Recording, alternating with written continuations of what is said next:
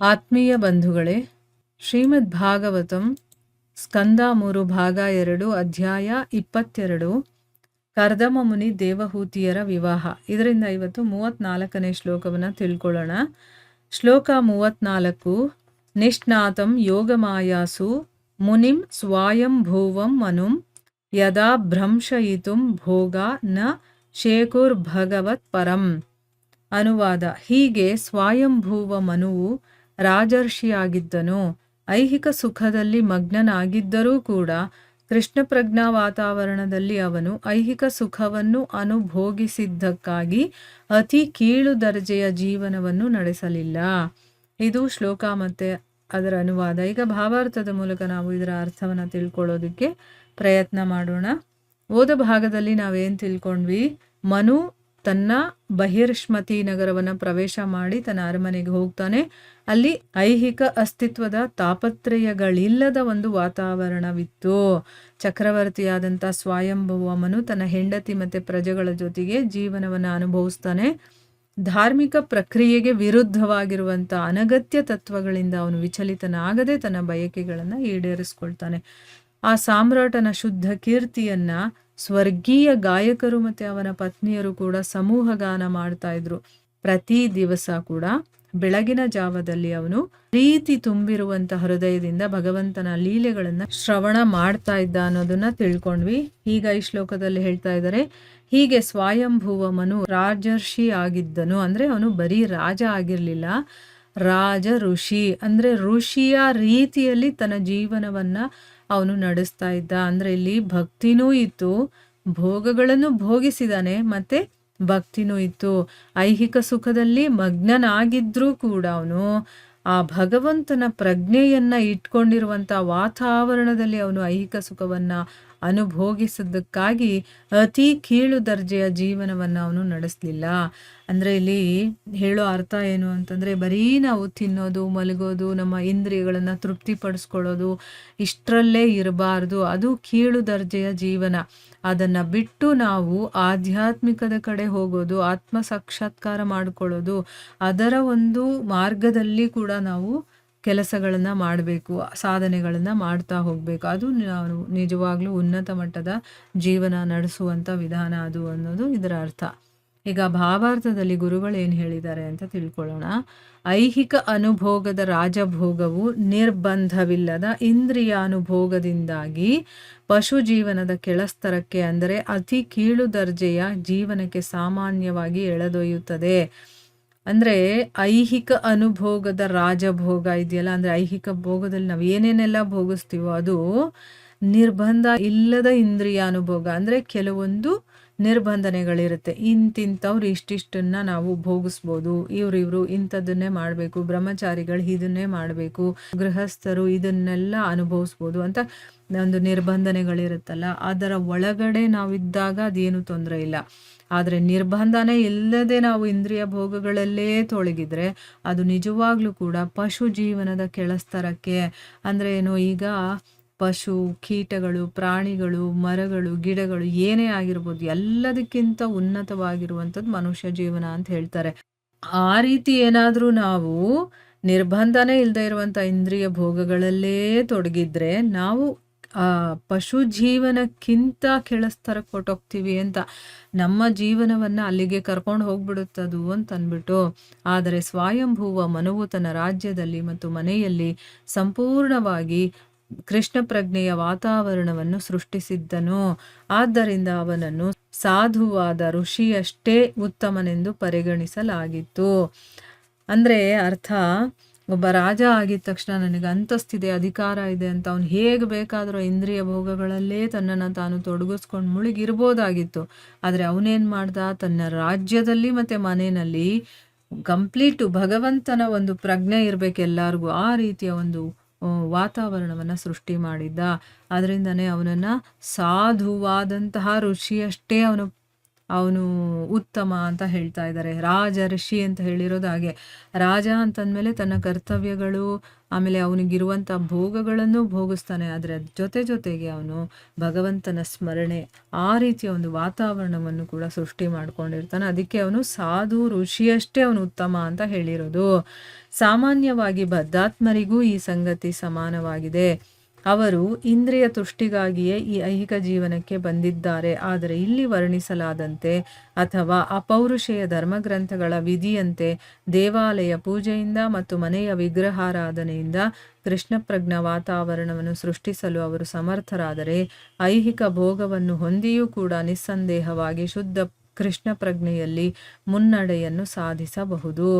ಇಲ್ಲಿ ಏನು ಹೇಳ್ತಾ ಇದ್ದಾರೆ ಗುರುಗಳು ಅಂತಂದರೆ, ಈಗ ನಮ್ಮಂಥ ಬದ್ಧಾತ್ಮರಿಗೂ ಕೂಡ ಈ ವಿಷಯ ಸಮಾನವಾಗೇ ಇದೆ. ಅವನು ರಾಜ ಆಗಿರಲಿ, ಒಬ್ಬ ಬಡವ ಆಗಿರಲಿ, ಒಬ್ಬ ಸಾಮಾನ್ಯ ಗೃಹಸ್ಥನೇ ಆಗಿರಲಿ, ಇನ್ಯಾರಾದರೂ ಆಗಿರಲಿ, ಎಲ್ಲರಿಗೂ ಇದು ಸಮಾನವಾಗಿದೆ. ಈಗ ನಾವು ಇಂದ್ರಿಯ ತೃಪ್ತಿಯನ್ನು ಪಡೆಯೋದಕ್ಕೋಸ್ಕರನೇ ಈ ಐಹಿಕ ಜೀವನಕ್ಕೆ ಬಂದಿರುವಂಥದ್ದು, ಅದು ನಿಜಾನೇ. ಆದರೆ ಇಲ್ಲಿ ಹೇಗೆ ವರ್ಣನೆ ಮಾಡಿದಾರೋ ಅಥವಾ ನಮ್ಮ ಧರ್ಮಗ್ರಂಥಗಳಲ್ಲಿ ಏನು ಹೇಳಿದಾರೋ, ದೇವಾಲಯದ ಪೂಜೆ ಮಾಡೋದು, ವಿಗ್ರಹ ಆರಾಧನೆ ಮಾಡೋದು, ಇದರ ಎಲ್ಲ ಮಾಡೋದ್ರಿಂದ ನಾವು ಕೂಡ ಆ ಭಗವಂತನ ಪ್ರಜ್ಞೆ ಇರುವಂಥ ಒಂದು ವಾತಾವರಣವನ್ನು ಸೃಷ್ಟಿಸೋದಕ್ಕೆ ಸಮರ್ಥರಾದರೆ, ಈಗ ನಮ್ಮ ಮನೆಯಲ್ಲೇ ನನಗೆ ಇವಾಗ ಆ ಒಂದು ಪ್ರಜ್ಞೆ ಇರುವುದರಿಂದ ನಾನು ಆ ರೀತಿಯ ಒಂದು ವಾತಾವರಣವನ್ನು ಸೃಷ್ಟಿ ಮಾಡಬಹುದು. ಬೆಳಗ್ಗೆ ಎದ್ದಿದ ತಕ್ಷಣ ಭಗವಂತನ ಚಿಂತನೆ ಮಾಡೋದು, ಭಗವಂತನ ಭಜನೆಗಳನ್ನು ಮಾಡೋದು, ಆಮೇಲೆ ಭಗವಂತನಿಗೆ ನೈವೇದ್ಯವನ್ನು ಸಮರ್ಪಣೆ ಮಾಡಿ ಮನೆಯಲ್ಲಿರೋರೆಲ್ಲ ಸ್ವೀಕಾರ ಮಾಡೋದು, ಮತ್ತು ಮಹಾಭಾರತ, ರಾಮಾಯಣ ಮತ್ತು ಶ್ರೀಮದ್ ಭಾಗವತ ಆಗಿರ್ಬೋದು ಅಂಥ ವಿಚಾರಗಳನ್ನು ಹೇಳೋದು, ಕೇಳೋದು, ಅಥವಾ ಭಗವಂತನ ಭಜನೆಗಳನ್ನು ಹಾಡೋದು, ಈ ರೀತಿ ಮಾಡಿ ಆ ಮನೆಯನ್ನೇ ಒಂದು ಭಗವಂತನ ಪ್ರಜ್ಞೆಯ ಒಂದು ವಾತಾವರಣ ಇರೋ ರೀತಿ ಸೃಷ್ಟಿ ಮಾಡೋದಕ್ಕೆ ಏನಾದರೂ ನಾವು ಸಮರ್ಥರಾದ್ವಿ ಅಂತಂದರೆ, ಐಹಿಕದ ಭೋಗಗಳನ್ನು ನಾವು ಸ್ವಲ್ಪ ಮಟ್ಟಿಗೆ, ಅದು ಏನು ನಿರ್ಬಂಧ ಇರುವ ಹಾಗೆ ನಮ್ಮ ಧರ್ಮಗ್ರಂಥಗಳಲ್ಲಿ ಏನು ಹೇಳಿದಾರೋ ಅದರ ಒಳಗಡೆ ಇರಬೇಕು, ಅದು ಆ ಮಿತಿನಲ್ಲಿ ಇರಬೇಕು. ಆ ರೀತಿಯ ಭೋಗವನ್ನು ಭೋಗಿಸಿದ್ರೂ ಕೂಡ ನಾವು ಈ ಒಂದು ಭಗವಂತನ ವಿಚಾರದಲ್ಲಿ ಅಥವಾ ಆಧ್ಯಾತ್ಮಿಕ ವಿಚಾರದಲ್ಲಿ ಮುನ್ನಡೆಯನ್ನು ಸಾಧಿಸ್ಬೋದು ಅಂತ ಅಂದ್ಬಿಟ್ಟು ಇಲ್ಲಿ ಹೇಳ್ತಾ ಇದ್ದಾರೆ. ಈ ವರ್ತಮಾನದಲ್ಲಿ ಆಧುನಿಕ ನಾಗರಿಕತೆಯು ಲೌಕಿಕ ಜೀವನ ಕ್ರಮದಲ್ಲಿ ಅಥವಾ ಇಂದ್ರಿಯ ತುಷ್ಟಿಯಲ್ಲಿ ಅತ್ಯಂತ ಆಸಕ್ತವಾಗಿದೆ. ಆದ್ದರಿಂದ ಕೃಷ್ಣ ಪ್ರಜ್ಞಾ ಆಂದೋಲನವು ಜನಸಾಮಾನ್ಯರಿಗೆ ಐಹಿಕ ಅನುಭೋಗದ ಮಧ್ಯೆಯೂ ಅವರ ಮಾನವ ಜೀವನವನ್ನು ಸದುಪಯೋಗಪಡಿಸಿಕೊಳ್ಳಲು ಸದವಕಾಶವನ್ನು ಒದಗಿಸಬಲ್ಲದು. ಕೃಷ್ಣ ಪ್ರಜ್ಞೆಯು ಐಹಿಕ ಅನುಭೋಗದ ಪ್ರವೃತ್ತಿಯಿಂದ ಅವರನ್ನು ತಡೆಯುವುದಿಲ್ಲ, ಆದರೆ ಅವರ ಇಂದ್ರಿಯ ಭೋಗದ ಜೀವನದ ಹವ್ಯಾಸಗಳನ್ನು ನಿಯಂತ್ರಿಸುತ್ತದೆ ಅಷ್ಟೇ. ಐಹಿಕ ಅನುಕೂಲಗಳನ್ನು ಅನುಭೋಗಿಸುತ್ತಿದ್ದಾಗ ಕೂಡ ಹರೇ ಕೃಷ್ಣ ಕೃಷ್ಣ ಕೃಷ್ಣ ಹರೇ ಹರೇ, ಹರೇ ರಾಮ ರಾಮ ರಾಮ ಹರೇ ಹರೇ ಎಂಬ ಪವಿತ್ರ ಭಗವನ್ನಾಮ ಸಂಕೀರ್ತನದ ಸರಳ ವಿಧಾನದಿಂದ ಕೃಷ್ಣ ಪ್ರಜ್ಞೆಯ ಅಭ್ಯಾಸದಿಂದ ಈ ಜೀವನದಲ್ಲೇ ಮುಕ್ತರಾಗಬಹುದು. ಇಲ್ಲಿ ಗುರುಗಳು ಈ ಒಂದು ವರ್ತಮಾನ ಯುಗದಲ್ಲಿ ಏನಾಗ್ತಾ ಇದೆ, ಅದರಲ್ಲಿ ನಾವು ಹೇಗೆ ಆ ಭಗವಂತನ ಪ್ರಜ್ಞೆಯಲ್ಲಿ ನಮ್ಮನ್ನು ನಾವು ತೊಡಗಿಸ್ಕೊಳ್ಳೋದು ಅನ್ನೋದ್ರ ಬಗ್ಗೆ ಹೇಳ್ತಾ ಇದ್ದಾರೆ. ಈ ಆಧುನಿಕ ನಾಗರಿಕತೆಯ ಲೌಕಿಕ ಜೀವನ ಕ್ರಮದಲ್ಲಿ ಇಂದ್ರಿಯ ತುಷ್ಟಿಯಲ್ಲಿ ಅಂದರೆ ಏನು, ನಮ್ಮ ಇಂದ್ರಿಯಗಳನ್ನು ತೃಪ್ತಿಪಡಿಸ್ಕೊಳ್ಳೋದ್ರಲ್ಲೇ ತುಂಬ ಆಸಕ್ತರಾಗಿರ್ತೀವಿ ಈಗಿನ ಒಂದು ಜನ್ರೇಷನ್ ಅವರು ಅಲ್ವಾ. ಅದಕ್ಕೋಸ್ಕರನೇ ಈ ಭಗವಂತನ ಒಂದು ಪ್ರಜ್ಞೆಯ ಆಂದೋಲನ, ಕೃಷ್ಣ ಪ್ರಜ್ಞಾ ಆಂದೋಲನ ಅಂತ ಹೇಳ್ತಾರೆ. ಈ ಗುರುಗಳು ಅದನ್ನು ಶುರು ಮಾಡಿದ್ದೇನೆ ಈ ಇಂದ್ರಿಯ ತೃಪ್ತಿಯಲ್ಲೇ ಮುಳುಗಿರುವಂಥ ಜನಸಾಮಾನ್ಯರಿಗೆ ಆ ಅನುಭೋಗದ ಮಧ್ಯೇನೂ ಕೂಡ ಈ ಮನುಷ್ಯ ಜೀವನ ಯಾಕೆ ಸಿಕ್ಕಿದೆಯೋ ಅದರ ಸಾರ್ಥಕತೆಯನ್ನು ಸದುಪಯೋಗ ಪಡಿಸ್ಕೊಳ್ಬೇಕು. ಅದರ ಒಂದು ಒಳ್ಳೆಯ ಅವಕಾಶ ನಮಗೆ ಸಿಕ್ಕಿದೆಯಲ್ಲ, ಅದನ್ನು ಸರಿಯಾದ ರೀತಿಯಲ್ಲಿ ಅದನ್ನು ಉಪಯೋಗಿಸ್ಕೊಳ್ಬೇಕು. ಅದನ್ನು ನಾವು ಹೇಗೆ ಬೆಳೆಸ್ಕೊಂಡು ಹೋಗೋದು, ಹೇಗೆ ನಮ್ಮ ಜೀವನದಲ್ಲಿ ಅಳವಡಿಸ್ಕೊಂಡು ಹೋಗೋದು ಅನ್ನೋದನ್ನು ಹೇಳ್ಕೊಡೋದಕ್ಕೆ ಅಂತಾನೆ ಅವರು ಕೃಷ್ಣ ಪ್ರಜ್ಞಾ ಆಂದೋಲನವನ್ನು ಶುರು ಮಾಡಿದ್ದಾರೆ. ಈ ಒಂದು ಕೃಷ್ಣ ಪ್ರಜ್ಞೆ ಅನ್ನೋದು ಐಹಿಕ ಅನುಭೋಗದ ಪ್ರವೃತ್ತಿಯಿಂದ, ಅಂದರೆ ಏನು, ಈಗ ಅವರು ಏನೇನೆಲ್ಲ ಅನುಭವಿಸ್ತಾ ಇದ್ದಾರೋ ಅದರಿಂದ ನೀವು ಅದನ್ನೆಲ್ಲ ನಿಲ್ಲಿಸ್ಬಿಡ್ಬೇಕು ಅನ್ನೋದನ್ನು ಹೇಳ್ಕೊಡೋದಿಲ್ಲ ಅವರು. ಆದರೆ ಆ ಒಂದು ಇಂದ್ರಿಯ ಭೋಗದ ಒಂದು ಜೀವನದ ಹವ್ಯಾಸಗಳು ಏನಿದೆಯೋ ಅದನ್ನು ಸ್ವಲ್ಪ ನಿಯಂತ್ರಣ ಮಾಡುತ್ತಷ್ಟೇ ಇದು. ಅವ್ರಿಗೆ ಹೇಗಿರಬೇಕು, ಹೇಗಿರಬಾರ್ದು, ಮತ್ತು ಇದರ ಜೊತೆಗೆ ಭಗವಂತನ ವಿಚಾರಗಳನ್ನು ಹೇಗೆ ತೊಡಗಿಸ್ಕೊಳ್ಳೋದು, ಮತ್ತು ನಾವು ಏನು ನಮಗೇನು ಅನುಕೂಲಗಳು ಸಿಕ್ಕಿದೆಯೋ ಅದನ್ನೆಲ್ಲ ಭೋಗಿಸ್ತಾ ಕೂಡ ಭಗವಂತನ ಸ್ಮರಣೆಯನ್ನು ಹೇಗೆ ಮಾಡಿಕೊಳ್ಳೋದು, ಆ ಭಗವಂತನ ಪವಿತ್ರ ನಾಮ ಸಂಕೀರ್ತನೆಯನ್ನು ಹೇಗೆ ಮಾಡೋದು, ಇದೆಲ್ಲವನ್ನು ಮಾಡ್ತಾ ಮಾಡ್ತಾ ನಾವು ಜೀವನ್ಮುಕ್ತಿಯನ್ನು ಹೇಗೆ ಪಡೆಯೋದು, ಅಂದರೆ ಈ ಜೀವನದಲ್ಲೇ ನಾವು ಮುಕ್ತರಾಗೋದು ಹೇಗೆ ಅನ್ನೋದನ್ನೆಲ್ಲ ಈ ಒಂದು ಆಂದೋಲನ ಹೇಳ್ಕೊಡುತ್ತೆ ಅಂತ ಅಂದ್ಬಿಟ್ಟು ಇಲ್ಲಿ ಗುರುಗಳು ಹೇಳ್ತಾ ಇದ್ದಾರೆ. ಅಂದರೆ ನಾವು ಸನ್ಯಾಸಿಗಳಾಗ್ಬಿಡಬೇಕು, ಎಲ್ಲವನ್ನ ಬಿಟ್ಟು ಮನೆ ಮಠ ಬಿಟ್ಟು ಹೋಗ್ಬಿಡ್ಬೇಕು ಅಂತ ಹೇಳ್ಕೊಡೋದಿಲ್ಲ. ನಾವು ಏನು ಕೆಲಸ ಮಾಡ್ತಾ ಇದ್ದೀವೋ, ನಾವು ಎಲ್ಲಿದ್ದೀವೋ ಅಲ್ಲೇ ಇದ್ಕೊಂಡು ಆ ಭಗವಂತನ ಸ್ಮರಣೆ ಮಾಡೋದು ಹೇಗೆ, ಅದು ಹೇಗೆ ನಮ್ಮ ಜೀವನದಲ್ಲಿ ಅಳವಡಿಸ್ಕೊಳ್ಳೋದು ಅನ್ನೋದನ್ನೆಲ್ಲ ಹೇಳ್ಕೊಡೋದಿದು ಅಂತ ಹೇಳ್ತಾ ಇರೋದು. ಅಂದರೆ ನಾವಿರುವಂಥ ವಾತಾವರಣವನ್ನೇ ನಾವು ಹೇಗೆ ವೈಕುಂಠ ಮಾಡ್ಕೊಳ್ಬೇಕು ಅಂತ. ನಾವು ಬೇಡದೇ ಇರೋದನ್ನೆಲ್ಲ ತುಂಬಿಸ್ಕೊಂಡಿರೋದ್ರಿಂದ ಅದು ಕುಂಠ ಆಗ್ಬಿಟ್ಟಿದೆ. ಅಂದರೆ ಏನು, ಕಷ್ಟಗಳ ಒಂದು ಜಾಗ ಆಗ್ಬಿಟ್ಟಿದೆ ಅದು.